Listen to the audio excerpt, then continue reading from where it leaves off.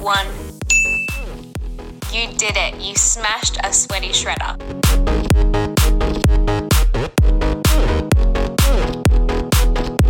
Hey there, welcome back to Newfound Dreamer, where I help you create the life of your dreams. And in today's video, I am going to share my top tips on how to get out of a rut. So this past week, I have found myself in a bit of a rut. I haven't been in the best headspace, and I actually ended up getting sick, and I am currently recovering from strep throat. So when I woke up yesterday, I decided that I wanted to break out of my rut. So a few years ago, I would not even recognize when I was stuck in a rut. I just felt sad and unmotivated, and I thought that was normal. I thought it was normal to feel that way weeks at a time. But since I've started my personal development journey, I learned to recognize when I was stuck in a rut, and I also learned some techniques to help myself get out of it quicker. The beginning of my video may have given away my first tip, and that is move your body. And I know from experience that when I am in a rut, moving my body is pretty much the last thing I want to do. I feel so unmotivated, and the thought of exerting energy tires me out. I just create excuses upon excuses on why I shouldn't work out right now. But I have learned from experience that a workout is one of the best ways to kickstart my way out of a rut. So the first thing that I like to do when I am feeling sad or stressed is move my body. I don't know about you, but I am always in a much better mood at the end of my workout than when I start. So instead of focusing on how hard the workout is going to be or how much energy I'm going to consume, I focus on that post-workout feeling. Because I know that by the end of my workout, I will be in a much better headspace and in a much better mood than when I started. And tip number 2 is tidy up. I truly believe what they say. A cluttered space equals a cluttered mind. A few years ago, I did not grasp this concept well at all. And I used to be a messy person. Not a dirty person. I was a messy person. A little bit of clutter did not bother me. But since I started decluttering and keeping my space neat and tidy, as soon as there's a little bit of clutter, I start to feel a little bit stressed or a little bit overwhelmed. When I am in a negative headspace, I typically let things slide a little. And currently my home is not as neat and tidy as I would like it to be. The second thing that I like to do when I am breaking out of my rut is clean up, tidy, and reset my space so that I'm not getting overwhelmed or stressed out by the clutter. So I can start with a clean slate, fresh mind. It's incredible how different I feel when I am in a neat and tidy space versus a cluttered space. I just feel like a weight is lifted and my mind is much clearer. And instead of being overwhelmed by, oh, I need to put that back, or I need to do the dishes, or I need to sweep the floor, I know all that's done and I can focus on my other tasks or the other things that I would like to do. Tip 3, eat healthy. When I am in one of my ruts, I find that I do not eat as healthy as I normally do. I reach for chocolate a little more than I should, and I consume foods like dairy, which I know that I have an intolerance to and that I should avoid. So when I am trying to kickstart my way out of a rut, I try to eat as healthy as possible.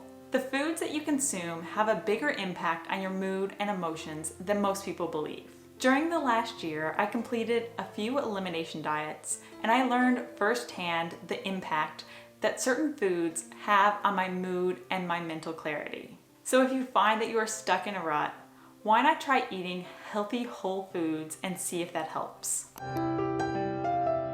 Tip number 4, do something that you enjoy doing and may not have done in a while. Originally, I was going to label this tip practice self-care.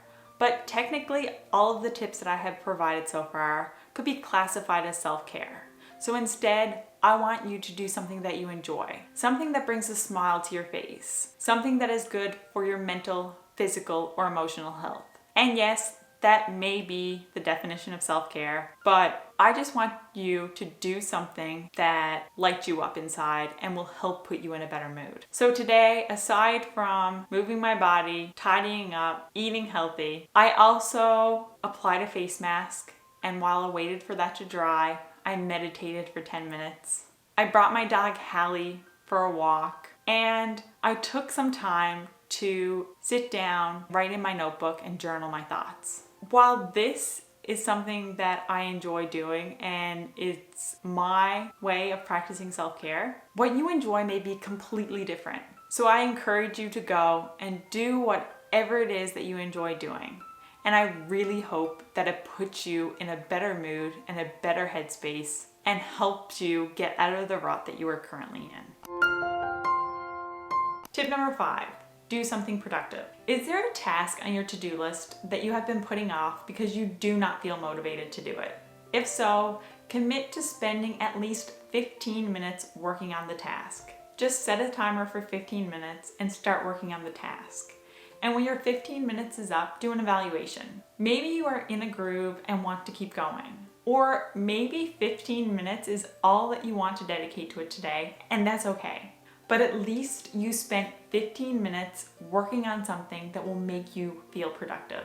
So one of the tasks on my to-do list that I have been putting off for quite some time now is going through all the photos that I have stored in Lightroom. My Lightroom storage has been full, or almost at capacity, for about a year now. And anytime that I go to add photos to Lightroom, I have to delete photos as well. And it's gotten to the point where it's a little irritating. So I want to start Lightroom from almost a clean slate. So I am going to set a timer for 15 minutes, back up all the photos to my hard drive, and delete anything that I no longer need.